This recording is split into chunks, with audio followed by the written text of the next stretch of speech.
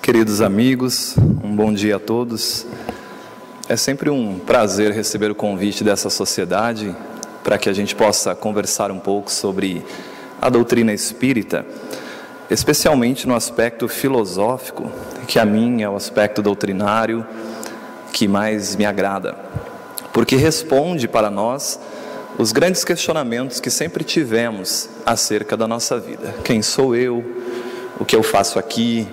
Para onde eu vou depois da morte? O que acontece comigo após a morte? E especificamente sobre esse aspecto filosófico, nós vamos nos debruçar essa manhã sobre essa obra magistral de Allan Kardec, intitulada O Céu e o Inferno, ou o Código Penal da Vida Futura, entendendo ou reflexionando como é que nós nos encontraremos após a morte do corpo físico. O que acontece conosco, para onde vamos, quais as consequências que teremos daquilo que agimos aqui. Isso sobre a perspectiva da lógica espírita. E Allan Kardec é muito feliz e propositadamente, pedagogicamente, intitula o Código Penal da Vida Futura. E nós iremos iniciar nossas reflexões entendendo primeiramente o que é um Código Penal. Por que Allan Kardec utiliza esse termo, Código Penal da Vida Futura? Se nós pudéssemos buscar definições de códigos, nós temos que Código Penal, segundo Rogério Greco, um grande pesquisador na área do direito, é um conjunto de normas jurídicas mediante as quais o Estado proíbe determinadas ações ou mesmo omissões, atitudes ou falta de atitudes sob ameaça de sanção penal. É um conjunto de regras, é um conjunto de leis, de bem proceder, de organização social, as quais aqueles indivíduos que a contrariam terão, em função desta ação, uma consequência punitiva. Também podemos definir Código Penal como um conjunto de política estabelecida, mas uma política de penalidades aplicadas a algum tipo de ação considerada como crime ou ofensa, uma vez que violam leis ou regras previamente estabelecidas. Interessante, então, é que todos nós, uma sociedade, seja ela em que nível de aprimoramento das leis se encontre, estamos submetidos a leis que são determinadas como regras de conduta, de bem proceder, sob punição, se a contrariarmos. Entretanto, essas leis são criadas pelos homens, são reflexo do entendimento cultural, intelectual e, por que não, moral também, da própria sociedade. Portanto, as leis humanas que prescrevem um código de punição ou de conduta são adaptáveis às diversas e diferentes sociedades, em função desse nível intelecto moral dos próprios seres. Vejamos como essas leis se modificam ao longo do tempo. Na Idade Média, por exemplo, as leis eram muito diferentes das leis que regem a nossa sociedade odierna. E isso acontece porque nós, espíritos imortais, ao reencarnarmos em sucessivas existências, vamos galgando inteligência, vamos desenvolvendo intelectualidade, vamos desenvolvendo moralidade e, naturalmente, as leis refletem essa nova postura intelecto-moral que os espíritos alcançam. Tudo bem até aqui? Essas leis humanas, por mais precárias que ainda sejam, elas têm um objetivo. O objetivo de qualquer código é sempre o de reeducação. Nós temos uma transgressão à lei e nós seremos julgados dentro do nível intelecto-moral que esses códigos estabelecem, que esses códigos humanos estabelecem, e teremos uma punição. Mas se você ler qualquer código penal, a punição ela tem um objetivo: reeducação do criminoso. É lindo, em teoria. Na prática, nós sabemos que ela não acontece, fruto da nossa própria deficiência moral. Nós, muitas vezes, removemos o infrator do convívio social, o colocamos num local que deveria ser de sócio-reeducação, para inseri-lo novamente nessa sociedade mais reeducado, ou mais educado. Entretanto, sabemos que esse processo ainda não ocorre dessa maneira. Mas, em teoria, a lei já reflete essa característica, de que o objetivo não é punir por punir. O objetivo não é punir eternamente. O objetivo é que esta pessoa que transgrediu reflita, avalie, analise e reeduque-se em seu comportamento. Muito bem. Entretanto, nós sabemos que essas leis humanas deixam a desejar em vários aspectos. O primeiro é esse: a própria reeducação muitas vezes não acontece. Sabemos que o criminoso muitas vezes retorna à sociedade de uma forma pior do que entra no próprio sistema reeducativo, em função de todos os problemas que há nesse processo. Entretanto, muitas vezes nós nos perguntamos, já que essas leis são humanas e manipuladas, atuadas diretamente por humanos, que ainda têm deficiências morais, qual a probabilidade de um juiz, ao dar o seu julgamento, o fazê-lo de forma unilateral? Ou ainda, qual a probabilidade de eu, enquanto criminoso, transgredir a lei, mas comprar a minha absolvição humana? Eu roubo muito dinheiro e compro um juiz, que vai dar a sentença favorável ao que eu desejo. Gente, nós vemos isso todos os dias. Os noticiários são pródigos em nos apresentar exemplos de pessoas que são comprovadamente criminosas, entretanto recebem a absolvição perante as leis humanas. E aí nós nos perguntamos, aonde a justiça divina? Aonde um Deus bondoso, de amor, justo para com todas as pessoas? Então, aonde estas pessoas comprovadamente criminosas terão as consequências das suas ações? Porque se nós lembrarmos os ensinamentos de Jesus, Jesus foi muito claro quando disse: a cada um será dado segundo as suas obras. Só que é difícil compreender essa mensagem do Cristo quando eu olho para a sociedade e vejo, como disse, criminosos, comprovadamente criminosos, que recebem a absolvição.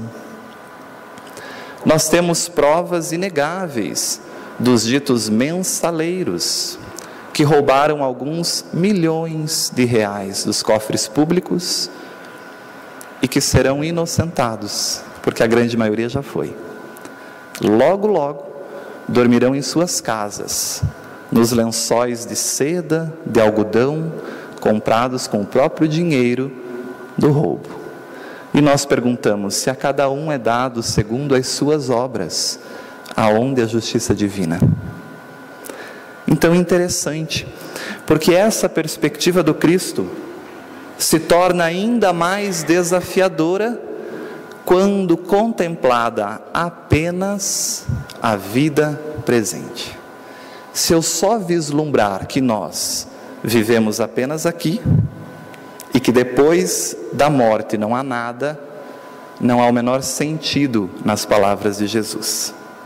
E como sabemos, Jesus nunca disse algo sem um sentido muito profundo, sem que não seja ou sem que não tenha sido uma verdade absoluta, inconteste.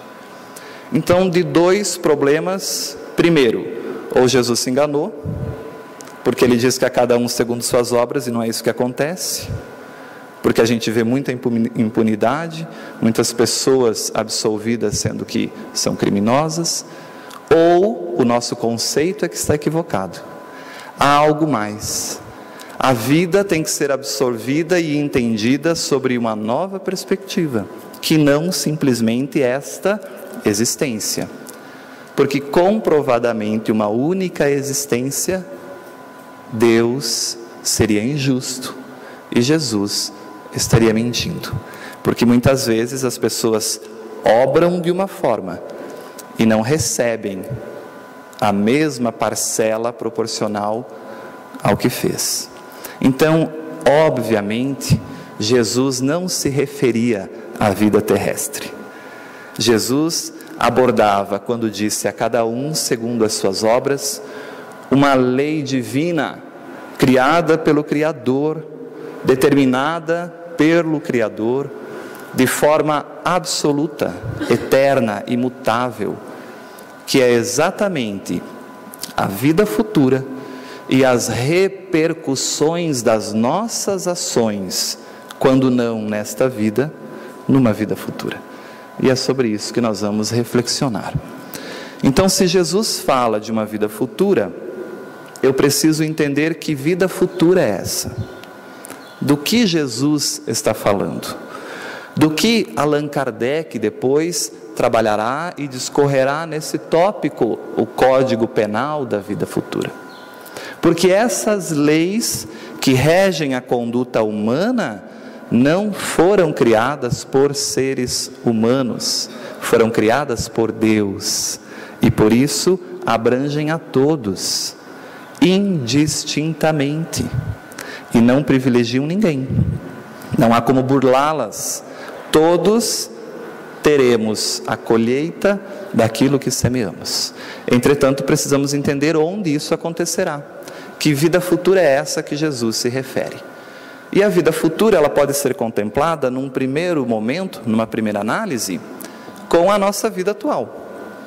Será que o que eu faço agora, e Jesus está dizendo a cada um segundo as suas obras, então será que eu colho isso daqui 10 anos? Daqui 20 anos? Daqui 60 anos? Será que é essa a vida futura? O que vai acontecer comigo ainda enquanto eu estou neste corpo? Ou será que Jesus se refere a uma vida futura que vai após a morte do corpo físico? Uma vida em que, no momento em que abandonamos o corpo, no túmulo, se desabrocha e se abre ao espírito imortal? Será que é essa vida que Jesus se refere? E aí nós temos que entender para onde vai esse espírito, essa alma. Porque se sobrevivemos à morte do corpo, temos que ir para algum lugar, temos que viver em algum lugar, temos que agir de alguma forma. Então estamos falando de uma vida que se sobressai e prevalece a morte do corpo físico, uma vida dita espiritual. E como é que viveremos aí? Será que é essa vida futura que Jesus se refere? Mas se o objetivo é reeducação, se o objetivo de qualquer lei é melhorar o infrator, torná-lo consciente do seu erro e buscar uma melhoria sobre a ação que fez, então percebemos que não há como contemplar a vida futura sem que nós retornemos novamente a um corpo físico, diferente do que usamos, mas para termos a possibilidade de trabalharmos as deficiências que ainda ficaram pendentes, trabalharmos os erros, os equívocos, as infrações dessas leis que continuam conosco nessas vidas futuras. E quando a gente reflete o céu e o inferno, essa obra espetacular, não saberia dizer qual obra é mais espetacular de Kardec, uma é tão espetacular quanto a outra, mas que traz conhecimentos profundos sobre esta vida futura que conversaremos. Então vemos que a vida futura envolve exatamente todos esses aspectos. Eu vou ter consequências das minhas ações ainda nessa existência, mas se não as tiver aqui, porque muitos morrem e não são punidos pelas leis humanas. Levarão consigo essas infrações que serão repercutidas ou vivenciadas na vida espiritual, trazendo culpa, trazendo remorso, trazendo uma consciência perturbada. E meus amigos, quando você faz alguma coisa que você tenha consciência culpada, você dorme bem? Não sei vocês, mas eu não durmo. Procuro cada vez mais ter menos consciência culpada nessa existência. Mas quando eu faço algo que a minha consciência acusa como errado, eu perco a fome, eu não durmo, eu fico ansioso. E eu só tenho paz novamente quando eu resolvo aquele problema na minha consciência. Quando eu converso com alguém que eu magoei e peço desculpas. Quando eu volto atrás num equívoco que eu cometi. Quando eu retrocesso uma ação que eu agi de forma equivocada e as consequências dessas ações. Aí eu volto a dormir, aí eu volto a ter fome, aí eu adquiro paz novamente. Imaginemos nós, espíritos imortais, acordando no mundo espiritual com a consciência culpada. O problema é que no mundo espiritual não dá para dormir, porque lá não há dia, não há noite. O dia e noite são condições materiais, enquanto o espírito está vinculado a um corpo, enquanto somos alma, espíritos encarnados. Obviamente, quando desencarnarmos, ainda necessitaremos desses aspectos materiais, né? Estaremos num mundo espiritual mais próximo da matéria. E a misericórdia divina é tão perfeita que nos auxilia. Espíritos imortais que somos, não precisamos de nada disso material no mundo espiritual, mas a espiritualidade nos acolhe com as nossas necessidades, ainda de alimentação, de descanso, enquanto vamos gradativamente entendendo a nossa nova posição no mundo espiritual. Está aí as obras de André Luiz que nos revelam o mundo espiritual num plano ainda muito materializado, onde os espíritos ainda têm necessidades materiais, entre aspas. Mas imaginemos nós nesse mundo espiritual com a consciência culpada. Quando é que teremos paz? E pior, se eu agrido alguém e desencarno antes dele, como é que eu vou reaver o prejuízo se essa pessoa está no mundo físico e eu agora me encontro no mundo espiritual? Começam a compreender a possibilidade e a necessidade lógica de nós termos que retornar, assumirmos um novo corpo e talvez nos reencontrarmos com as mesmas pessoas que violentamos em relação à lei, para que a nossa consciência se reajuste. Não é uma punição divina, é uma bondade, é um amor do Criador que vai dizer assim: Wagner, resolve a sua consciência, eu te dou condições para que você tranquilize-se, retorna e refaz o caminho, reaprenda, reeduque-se. Entretanto, por muito tempo, e ainda hoje, nós temos uma visão equivocada do que acontece conosco após a morte. As ciências e a teologia tradicional, clássica, abordam que ao desencarnar o espírito tem duas possibilidades, apenas duas: ou vamos para o céu, ou vamos para o inferno. E aí eu me pergunto, mas o que é o céu? O céu é um lugar onde estarão os espíritos bons, que seguirão as leis, segundo a noção teológica contemporânea, que seguirão as leis divinas, e que por seguirem as leis divinas têm o privilégio de viverem bem, feliz, eternamente. E aqueles que transgridem as leis, que não respeitam as leis, terão como consequência o oposto, o inferno, e ficarão lá, separados do Criador, eternamente. E eu me pergunto, que visão é essa de Deus? Que visão é essa de um pai amoroso que pega o seu filho e o condena eternamente ao sofrimento do inferno? E não adianta você melhorar. Se a sua consciência ficar culpada lá no inferno, Se você tiver remorso, não adianta, você não pode sair de lá. Porque quem foi para o inferno não pode ir para o céu. Que visão é essa de um Criador?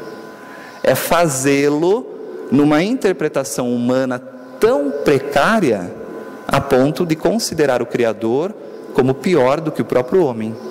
Porque nem o homem faz isso. O aluno reprova a série, o professor o acolhe e diz a ele: Wagner, reflita, por que você reprovou? Quais foram suas ações? O que você fez de equivocado que te conduziu a esse processo? Então vamos recomeçar. Terá que fazer novamente a série. Entretanto, faça agora de forma a compensar essas ações deficitárias que você teve, que o conduziram à reprovação. Vejamos que as próprias leis humanas acolhem, reeducam e disponibilizam a oportunidade do infrator se reeducar. Quanto mais o Criador. Então essa visão é uma visão muito mesquinha de Deus. E é questão de tempo para que essa visão seja esclarecida. A lógica exigirá isso, bem como a evolução intelecto-moral dos próprios seres. Entretanto, pensar que ficaremos eternamente num local, eu me pergunto, e uma mãe que vai para o céu? Porque ela é uma pessoa que seguiu as leis. Entretanto, essa mãe amorosa, bondosa, educa seu filho, esforça-se ao máximo para educá-lo e não consegue. E esse filho transgride, é infrator no crime, e esse filho vai para o inferno. Que mãe terá paz no céu, se o seu amor está no inferno? É uma visão muito absurda do Criador, que separa almas que se amam e nunca mais as permite reencontrar. Vejamos os conceitos equivocados que temos da divindade, fruto dos nossos próprios equívocos, das nossas próprias deficiências. Como a lei do progresso é inerente, vamos sempre caminhando, entendendo melhor, evoluindo e compreendendo melhor o Criador. Por isso as leis se modificam, por isso o próprio entendimento se modifica. Essa visão eterna do céu, eterna do inferno, é uma visão que não condiz com a justiça divina. Há hoje principais problemas filosóficos em relação às penas eternas, ficar eternamente no céu, eternamente no inferno. Se a pena, diz Kardec, é irrevogável, ou seja, você será punido pela sua oportunidade única na existência eternamente. Você não sai do inferno e vai para o céu. Há um único julgamento. Não é permitido uma segunda análise. Não é possível recorrer. Nessa visão divina você não tem recurso. A decisão é única e não cabe recurso. Então a pena é irrevogável. Inútil seria o arrependimento. Wagner, você vai para o inferno, mas eu me arrependi. Agora é tarde. Vai ficar eternamente aí. E o culpado, nada tendo a esperar de sua correção, persiste no mal. De modo que Deus não só o condena a sofrer perpetuamente, mas ainda a permanecer no mal por toda a eternidade. Olha a visão do Criador. Que Criador bondoso cria um filho para estar eternamente no mal? Essa visão equivocada, surge uma nova interpretação, também tão absurda quanto a primeira, a visão do demônio. O demônio é um ser criado por Deus, eternamente propenso ao mal. Que Deus é esse, senão um Deus em que os próprios homens o interpretam ainda de forma equivocada? O Espiritismo nos mostra que na justiça e no amor divinos, o demônio não tem espaço, porque a lógica nos diz que ele inexiste. O Criador jamais poderia criar algo eternamente ao mal. E é tão triste vermos que algumas religiões cultuam mais ao demônio do que ao próprio Deus.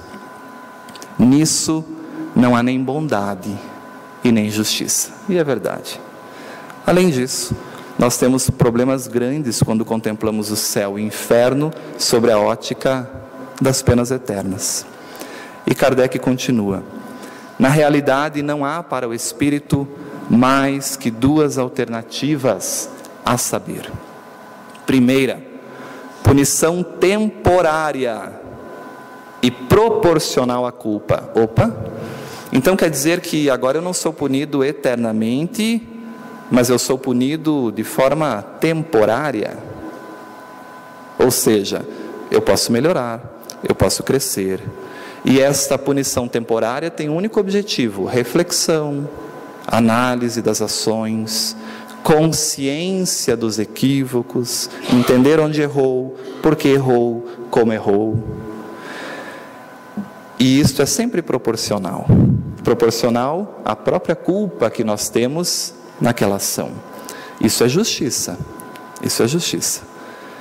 E ainda, assim como a proibição, a penalidade é proporcional à culpa e temporária, da mesma forma a recompensa é graduada segundo o mérito. Tenho mérito para receber isto. Tenho mérito de despertar no mundo espiritual com a consciência tranquila, porque fiz por merecer. Aí é justiça. A melhor forma de você educar alguém é fazê-lo compreender as suas ações, e a penalidade e a meritocracia em função das ações. A pior maneira de educar um filho é dar ao filho o que ele não tem mérito para ter.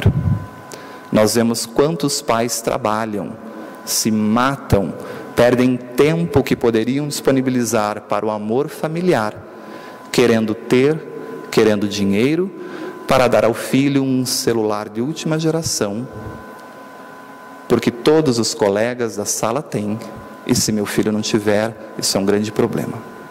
E eu digo aos meus sobrinhos: o tio não te dará esse tênis. Primeiro, porque você não precisa dele, porque você já tem um tênis. E depois, porque você não tem mérito nenhum para ganhar esse tênis. Essa é a educação da autonomia. É a educação que cria espíritos para ser e não para ter. Essa é a visão dos pais educadores do espírito imortal, que vão dizer ao filho: não há problema nenhum em você ir à escola com esse tênis velhinho. E se alguém comentar do seu tênis, você diz para ele que o seu pai não vai comprar um novo tênis, porque o novo tênis será comprado quando esse não puder mais ser usado. É assim que funciona aqui em casa, porque o mais importante não é o desfile dos tênis, meu filho, mas é você saber que você precisa ser correto, que você precisa respeitar as pessoas, e para isso independe o que você veste. Olha como a visão é diferente, e é uma proposta libertadora. Talvez os pais que educarem seus filhos para ser, despertarão no mundo espiritual com uma consciência mais tranquila, sobre menos responsabilidade das ações, perante a condução desse espírito imortal no caminhar para Deus. Muito bem.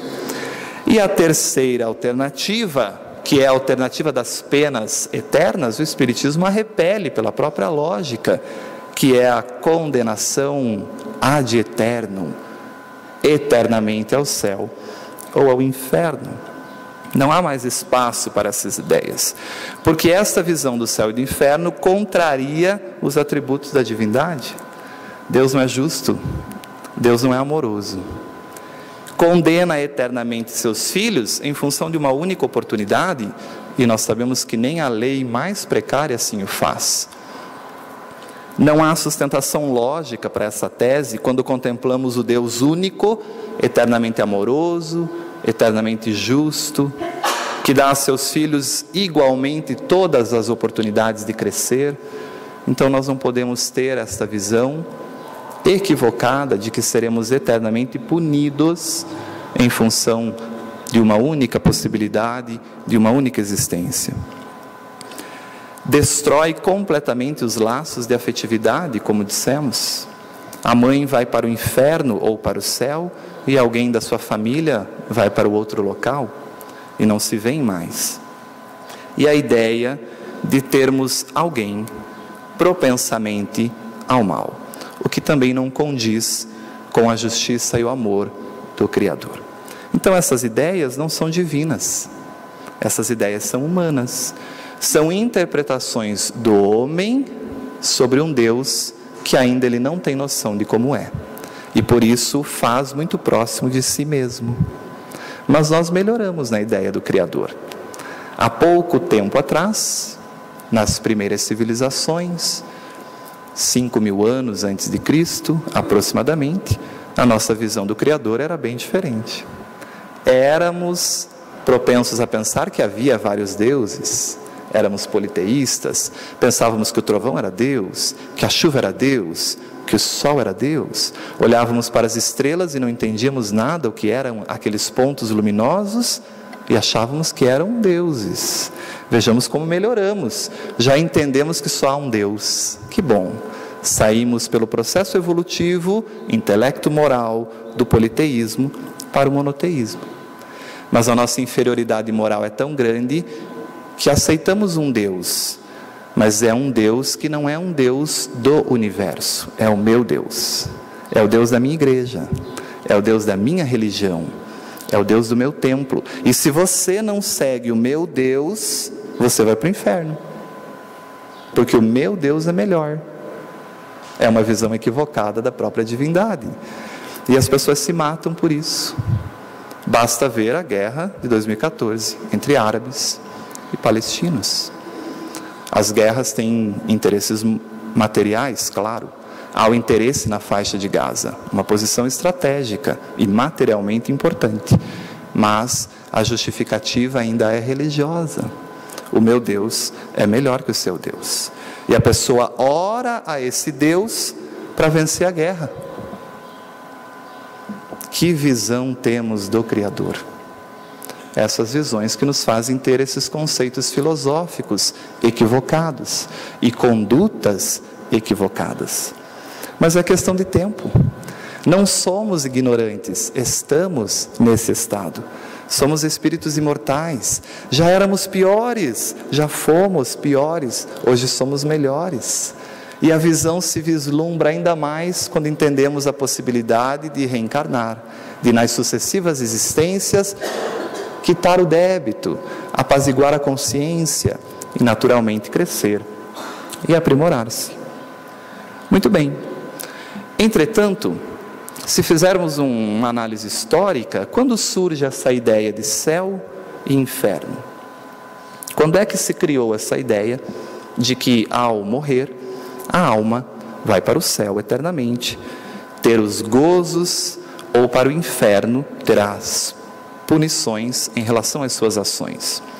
Isso surge ao longo do processo histórico da própria Igreja durante o Império Romano, a ponto de, em algumas reuniões das pessoas que organizavam aquela estrutura político-administrativa religiosa, que inicia junto ao Império Romano e depois se dissocia dele, em concílios ou reuniões. Essas reuniões eram conduzidas por homens, como nós. Nós nos reuniríamos e começaríamos a discutir. E aí, para onde vamos depois que morremos? E aí uns falavam algumas coisas, outros falavam outras coisas. Nesse concílio, numa cidade de Nicéia, é que se estabeleceu que a alma tinha duas fatalidades após a morte: ou ia para o céu, ou ia para o inferno. Muitos não concordaram e se retiraram da reunião. Mas mesmo assim, isso foi decretado como uma verdade absoluta, inconteste, um dogma, e foi aceito e levado ao ensinamento pela própria Igreja. Muito bem. Ao longo do tempo, um grande historiador, Jacques Le Goff, para quem gosta de história, ele é um autor fundamental para entendermos a própria história, mas Jacques Le Goff, ele é especialista na história medieval, na Idade Média. E a gente pensa assim, como é que as pessoas acreditaram nessa visão do céu e do inferno? Ou eu diria, como é que nós acreditamos nessa visão do céu e do inferno? Porque estávamos, provavelmente, encarnados nessa época. E Jacques Legoff vai dizer que o ser medieval, como ele tinha pouca instrução científica, pouco aprimoramento intelectual, ele é fundamentalmente um ser místico. Como ele não entende os porquês racionalmente, porque a ciência é deficiente para explicar, ele acredita no misticismo. Isso é uma naturalidade da evolução do pensamento. Nós transitamos pelo pensamento mágico, quando achávamos que o sol era Deus, que o trovão e as estrelas eram deuses. Depois do pensamento mágico, vamos para o pensamento místico. Entendemos algumas coisas da ciência, mas ainda temos muita coisa sem resposta. Então a gente acha que é assim, até despertarmos para o pensamento lógico, que é o próximo passo, onde não aceitamos mais as explicações sem ter uma fundamentação teórica, racional. Então, essa ideia teve uma alta difusão e encontrou um campo propício para a sua difusão, uma vez que a ciência não sabia explicar o que acontecia após a morte.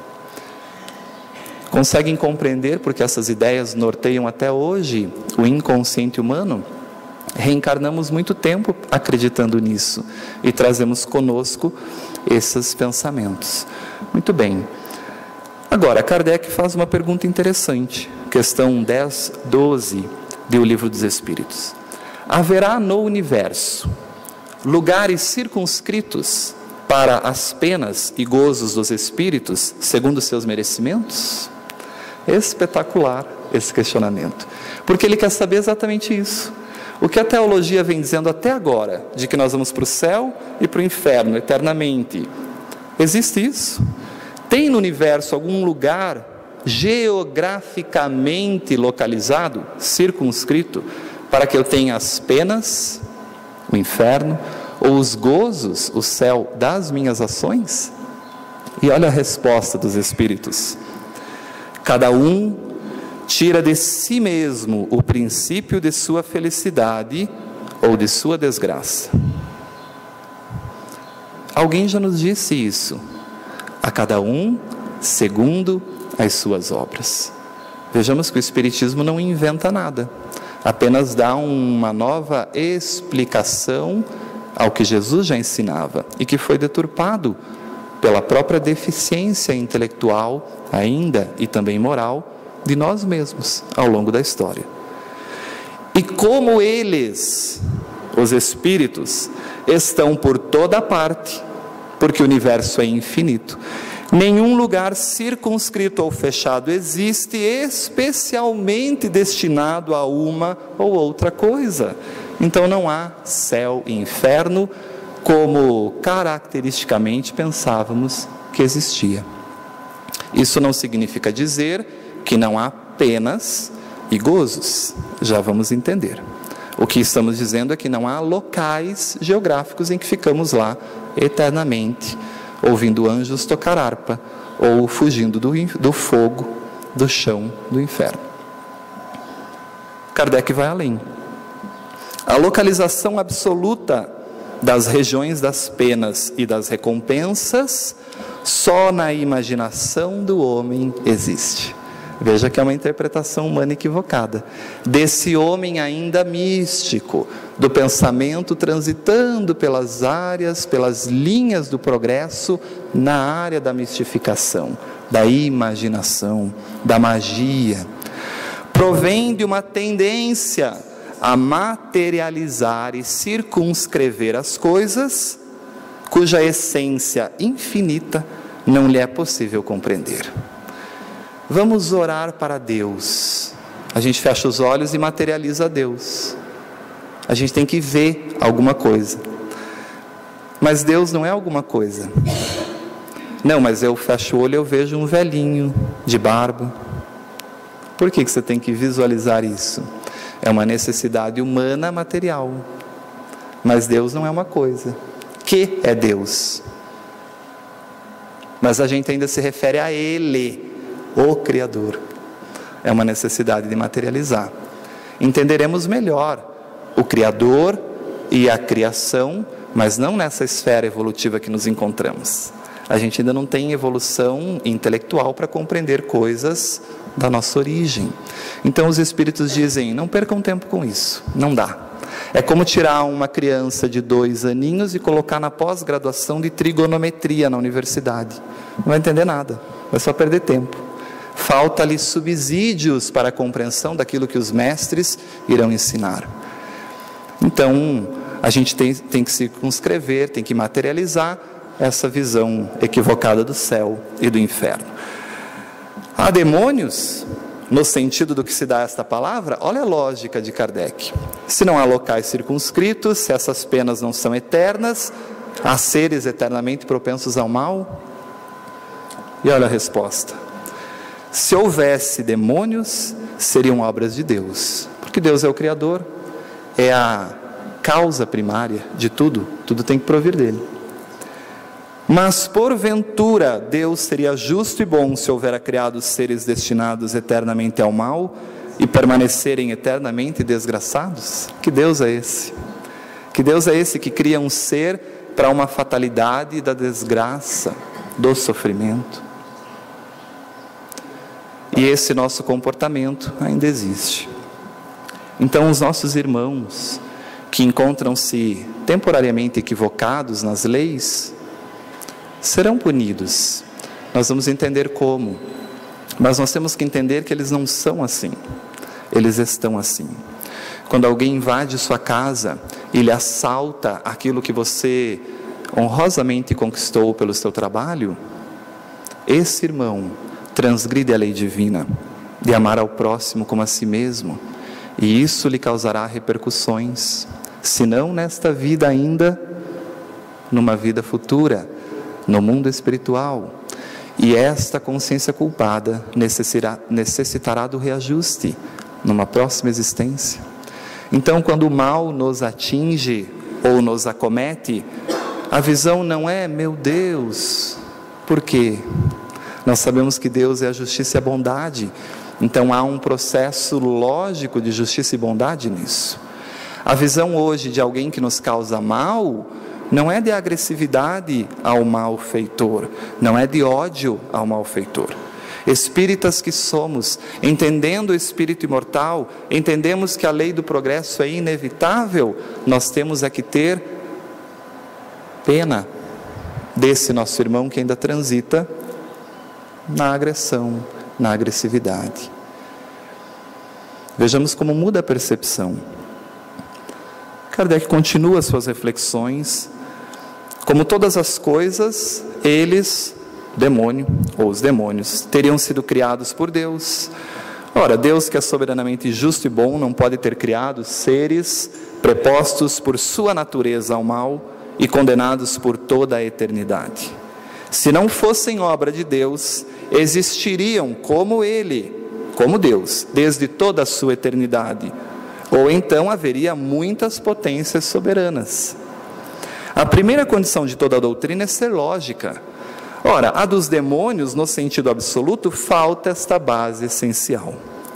É ilógico e contraditório que quem faz da bondade um dos atributos essenciais de Deus, supõe haver Ele criado seres destinados ao mal e praticá-lo perpetuamente, porque isso equivale a lhe negar a bondade. É a primeira aula que nós temos num curso de bases fundamentais da ciência espírita. Deus e os atributos da divindade. É a primeira aula. Depois a gente vai entender histórico, fenômenos e outros aspectos. E quando a gente entende atributos da divindade, a gente aprende por que Deus tem que ser único obrigatoriamente. Então, se os demônios existem como Deus, não tem lógica. E se Deus é o amor supremo e a justiça suprema, não pode criar um ser eternamente sem condições de aprendizagem, porque senão é injusto. Privilegia os que podem ir para o céu, em detrimento daquele que ficaria eternamente nessa condição. Muito bem. A ciência progride. Nós, espíritos imortais, progredimos e começamos a questionar os pensadores religiosos. Não é possível que possamos ir somente para o céu e somente para o inferno. Até porque a maioria de nós não é tão bom para ir para o céu. E também não é tão ruim para ir para o inferno. Então, a humanidade necessitava de mais. E os pensadores religiosos tentaram satisfazer a necessidade lógica de contemplar para onde vai a grande maioria da população, que não é nem bom para ir para o céu e nem ruim para ir para o inferno. E cria-se então a visão do purgatório, que foi uma necessidade de explicar as próprias indagações humanas. Foi criado no ano de 593 depois de Cristo, em mais uma reunião no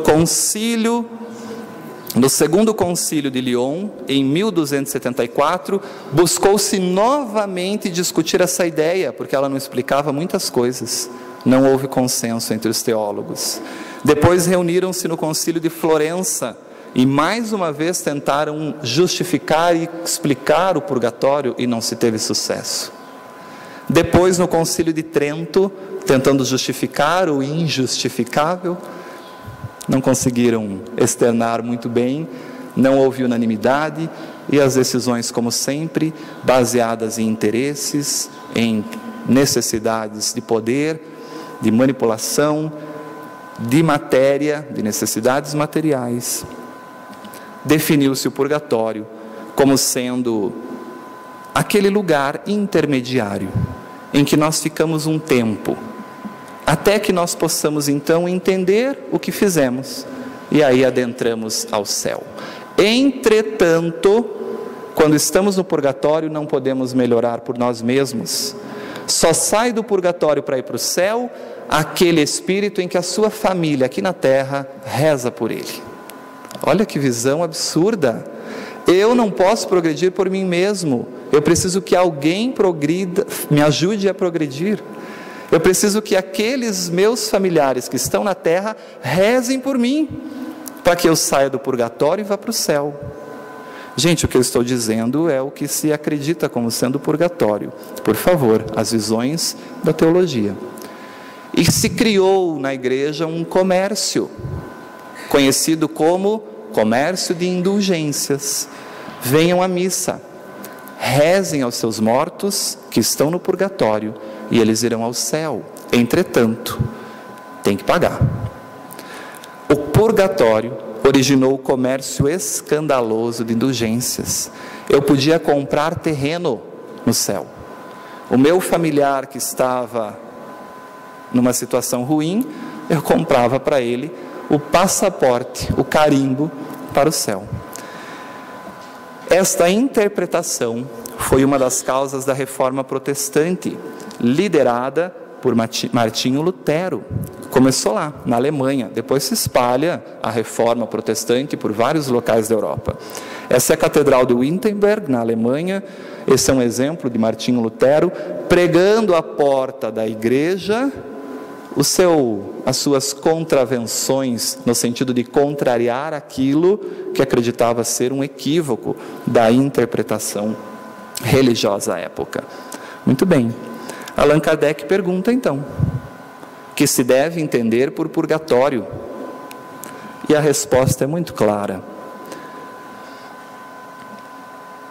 Purgatório, ou o que o homem chama purgatório, é igualmente uma alegoria, como é o céu e o inferno, devendo-se entender como tal, não um lugar determinado, porém o estado dos espíritos imperfeitos, que se acham em expiação, em trabalho no bem.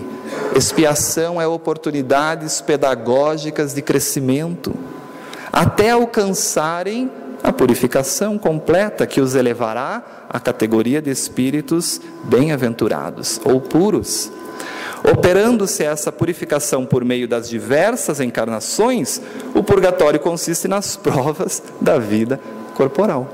Então, numa questão filosófica, o purgatório seria naturalmente as nossas próprias experiências existenciais, que vão nos redimindo dos erros, que vão nos possibilitando crescer. Entretanto, o crescimento é pessoal. Sou eu que preciso melhorar a mim mesmo, e não é minha mãe que vai melhorar por mim. Mais uma vez, não há como pôr o filho numa redoma de vidro e evitar que o mal lhe chegue, mas há como prepará-lo para quando o mal chegar, ele souber lidar nas situações que deve ter. Essa é a diferença. Vamos adiante. Como é triste, fria, glacial essa doutrina, quando nos mostra o resto do universo, durante e depois da humanidade terrestre, sem vida, sem movimento, qual o vastíssimo deserto imerso em profundo silêncio, porque só há a terra, só há o lugar céu, só há o lugar inferno e o lugar purgatório. E o universo infinito, para quê tudo isso? Qual a lógica da criação de algo imenso, infinito, para ocupar só isso aqui? O custo-benefício está errado. É muita coisa para pouco uso. Como é desesperadora a perspectiva dos eleitos, votados à contemplação perpétua, enquanto a maioria das criaturas padece tormentos sem fim. Como lacera os corações sensíveis a ideia dessa barreira entre mortos e vivos. As almas felizes, dizem, só pensam na sua felicidade, como as desgraçadas nas suas dores. Quem é que vai para o céu porque é bom, fica feliz por estar no céu quando seus irmãos estão sofrendo no inferno? É uma visão ilógica da própria criatura. Admira que o egoísmo reine sobre a terra. Eu só penso em mim, quando nos mostram no céu. Quão mesquinha se nos afigura essa ideia da grandeza, do poder e da bondade de Deus. Quanto é sublime, porém, a ideia que dele fazemos pelo Espiritismo. Quanto a sua doutrina engrandece as ideias e amplia o pensamento. Mas quem diz que ela é verdadeira? Quem diz que o que a gente está falando aqui é verdade? A razão primeiro, a revelação depois, e finalmente a sua concordância com os progressos da ciência. Kardec é claro quando ele diz: se a lei provém de Deus, ela é eterna, imutável, ficará para sempre. E quem vai definir se isso é divino? O tempo. A razão e a ciência confirmarão a ideia, porque o que não é divino cede lugar ao que é divino. Olha que lindo, espetacular. Vamos adiante. Kardec continua: por que das penas e gozos da vida futura faz o homem às vezes tão grosseira e absurda ideia? Já refletimos sobre isso.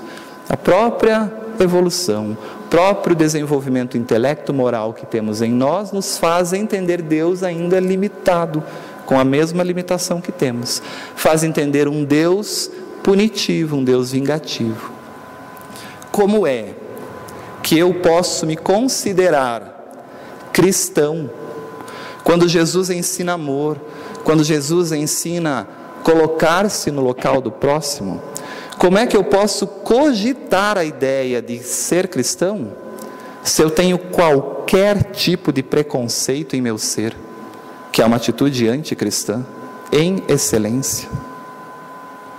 Seja ela religiosa, se eu considerar que o meu Deus é melhor, seja ela numa visão intelectual, porque eu acho que o que eu sei é soberano ao que você sabe, seja ela numa visão sexual, porque eu acho que só a minha conduta é que é correta e a sua é equivocada. Que barbaridade, que mundo vivemos! Mas a lógica espírita nos diz que esses nossos irmãos progredirão. Estão preconceituosos, não são preconceituosos, porque adentraremos num mundo onde todos viveremos de forma fraterna, de forma a entendermos as leis divinas, de forma a seguir as leis, e não haverá mais dores, sofrimentos, guerras, problemas que temos num mundo ainda característico de espíritos inferiores, como a Terra. Então olha a resposta dos espíritos: inteligência que ainda não se desenvolveu bastante. Nos mundos mais felizes há preconceituosos? Não, eles não entram. Não tem mérito evolutivo para entrar num mundo de mais felicidade. Compreende a criança as coisas como adulto. Isso, ao demais, depende também do que se lhe ensinou. Aí é que há a necessidade de uma reforma. Aí, na educação, em como eu conduzo esses novos seres que adentram a existência física numa visão mais lógica, mais racional. Muito bem. Mas então, qual é esse código? Como é que eu terei as recompensas futuras se não há céu, se não há inferno, se não há purgatório? Se não há locais geográficos definidos, aonde é que há isso? Esse código divino, criado por Deus, eterno, imutável, existe desde sempre. São o que chamamos das leis divinas. Toda vez que seguimos as leis divinas, estamos progredindo. Toda vez que transgredimos as leis, nossa consciência fica culpada e precisaremos reequilibrar nossa consciência em existências anteriores. Então, essas leis divinas, toda vez que transgredi-las, o espírito tem a consciência culpada, como trabalhamos a ideia já no início, e aí vem a infelicidade e o sofrimento. Kardec faz uma questão interessante, que os espíritos respondem: todo sofrimento está na transgressão à lei. E é verdade, é isso mesmo. Muito bem. Infelicidade. E aí, com a consciência culpada e sofrendo, eu preciso reequilibrar minha consciência para ter paz. Então, Deus, no seu amor, na sua misericórdia, estabelece mecanismos reeducativos para que eu possa despertar em mim aquilo que ficou faltando. E a vida cria os mais variados mecanismos de reeducação. Para alguns, a doença. Para outros, a perda, entre aspas, de alguém que tanto ama precocemente. Para outros, a ausência, a solidão. Para outros, o buscar ter alguém para dividir uma família e nunca conseguir. Para outros, a velhice abandonada. Para outros, cada um busca os mecanismos reeducativos de acordo com o grau de culpabilidade na sua consciência. Vejamos a perfeição. Muito bem. Então, estes mecanismos reequilibram o infrator com a própria consciência, nos permitindo ter paz, Pela lógica de Kardec, depois que ele trabalha todo esse aspecto filosófico, se nós entendemos que temos que seguir a lei para sermos felizes, qual é a próxima pergunta que eu ia fazer para os espíritos? Eu não ia ter essa noção pedagógica que Kardec tinha. Mas qual é a próxima pergunta que ele faz? Se eu tenho que seguir a lei, se você está dizendo que não há alternativas, porque se eu transgredir a lei eu vou ter sofrimento, então onde está escrita a lei? Me dá o papel que eu quero ler e eu vou seguir o que está aí, porque aí eu evoluo mais rápido.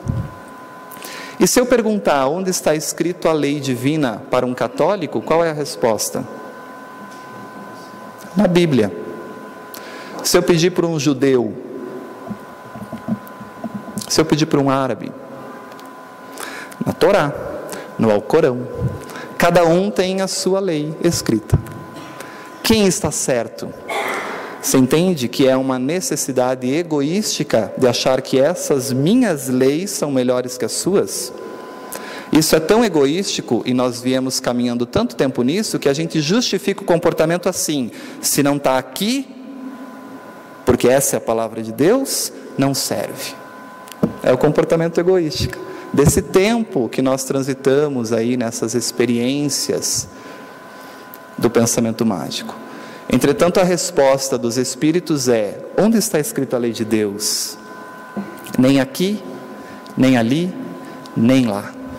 Somos criados por Deus, todos iguais, não há privilégio nenhum.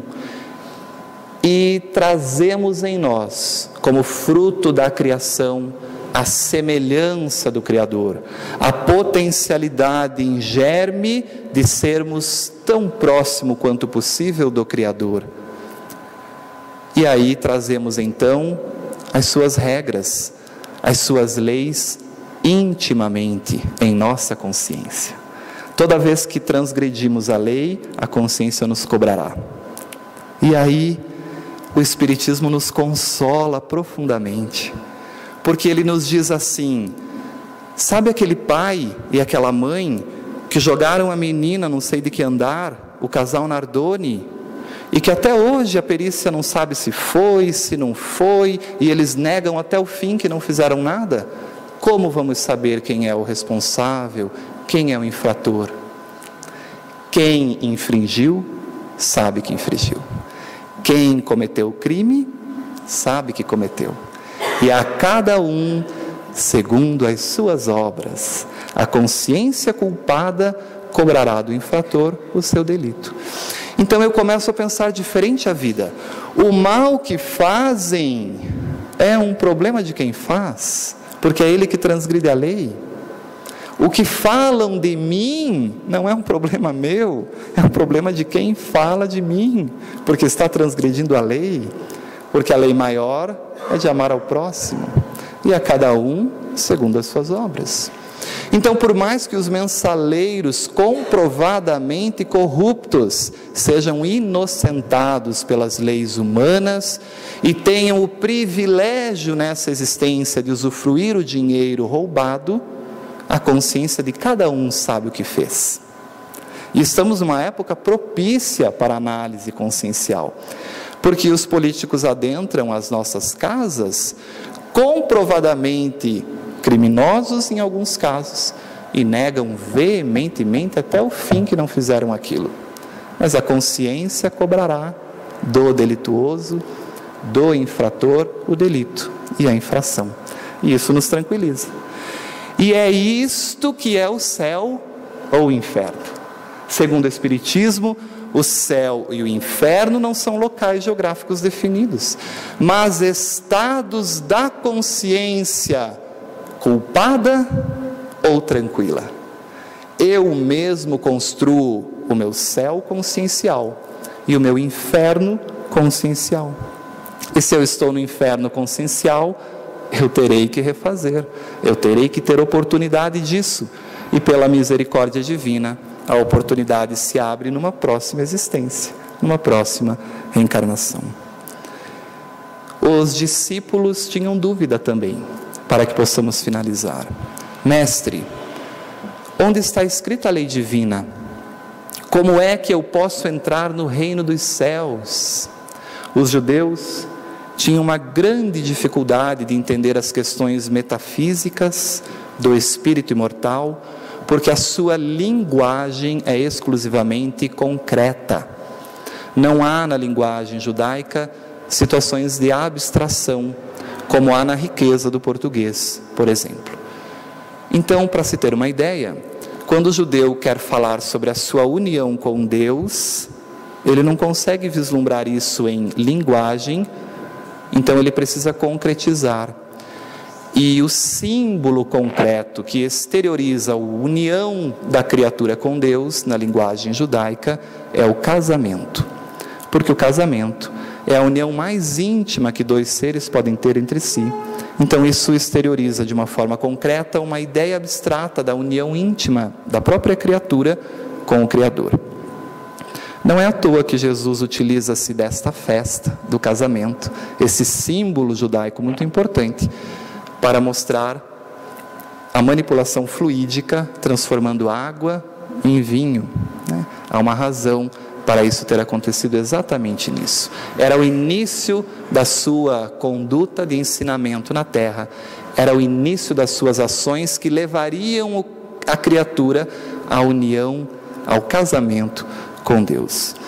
Então, para que Jesus pudesse falar das coisas do Espírito, ele se utilizava de modelos concretos, de parábolas, de ensinamentos naturais, cotidianos das situações daquela população. Por isso as parábolas eram muito empregadas por Jesus. E Pedro tinha uma grande dificuldade para entender essas leis divinas. E num momento ele pergunta a Jesus: Mestre, o que eu preciso seguir? São tantos profetas, cada um diz uma coisa. São tantas leis na tradição judaica, cada um diz uma coisa. O que eu sigo para entrar no reino, sendo que esse reino é a consciência tranquila? E Jesus diz, então, a Pedro: amarás, pois, ao Senhor teu Deus, de todo o teu coração, e de toda a tua alma, e de todo o teu entendimento. Olha a necessidade da lógica para a gente sintonizar com Deus. Senão, fragmenta-se a ligação da criatura com a divindade sem as explicações lógicas. E isso nos dá força para nos conectar e seguirmos diante das situações provatórias, expiacionais, dos processos pedagógicos. Por isso, de todas as tuas forças. Este é o primeiro mandamento. E o segundo, semelhante a este, é: amarás o teu próximo como a ti mesmo. Não há, Pedro, não há outro mandamento maior do que estes. Aí está a lei, aí estão todos os profetas. Então, para saber se eu estou agindo certo, basta seguir esse ensinamento crístico. Será que o que eu fiz foi errado? Se sua consciência disser que sim, provavelmente você está culpando. Se provavelmente você está infringindo o amar ao próximo como a si mesmo, você incorrerá na lei de causa e efeito. Você agirá e você é livre para isso, mas toda ação exige responsabilidade e consequências, a cada um segundo suas obras, e aí nós teremos então que colher. Porque Deus é bom, nos deixa plantar o que quisermos. Porque Deus é justo, nós colhemos o que plantamos. Não há escapatória, não há. E isso é consolador. É consolador porque nos mostra que o mal será punido, mas não numa punição, e sim numa reeducação. Não temos mais tempo, porque poderíamos ficar conversando por horas e horas sobre esse assunto.